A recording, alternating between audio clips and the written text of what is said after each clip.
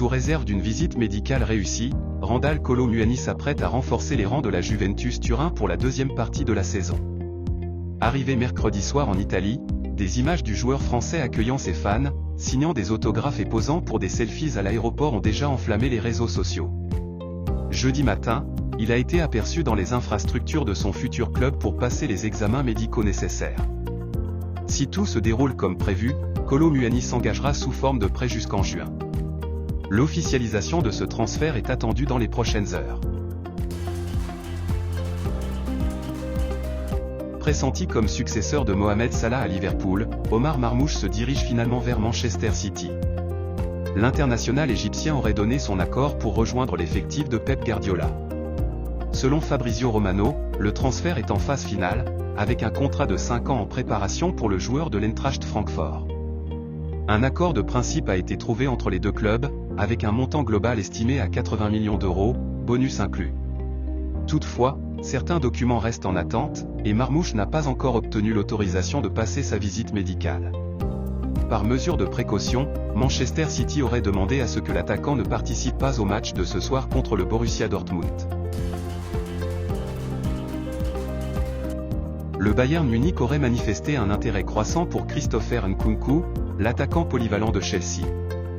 Malgré un transfert récent à Stamford Bridge, l'international français n'a pas encore pleinement convaincu en raison de blessures et d'un manque de régularité. Les Bavarois considèrent Nkunku comme une opportunité stratégique pour renforcer leur secteur offensif. Chelsea, tout en cherchant à ajuster son effectif, pourrait envisager un transfert si une offre adéquate est soumise. Pour le Bayern, Nkunku représente une recrue idéale pour maintenir sa domination en Bundesliga et rivaliser avec les meilleures équipes européennes. Les prochains jours pourraient s'avérer décisifs pour l'avenir du joueur, alors que les discussions s'intensifient. L'AC Milan aurait formulé une offre officielle à Manchester United pour s'attacher les services de Marcus Rashford.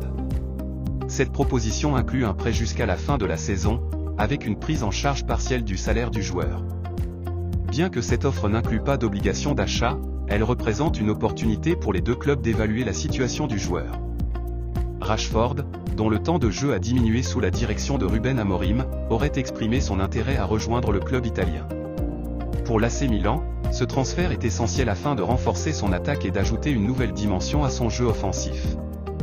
Les discussions se poursuivent, avec l'objectif de conclure l'accord avant la fin de la fenêtre hivernale. Arsenal aurait franchi une étape cruciale dans sa quête de renforcer son milieu de terrain en trouvant un accord avec la Real Sociedad pour la signature du talentueux milieu espagnol Martin Zubimendi.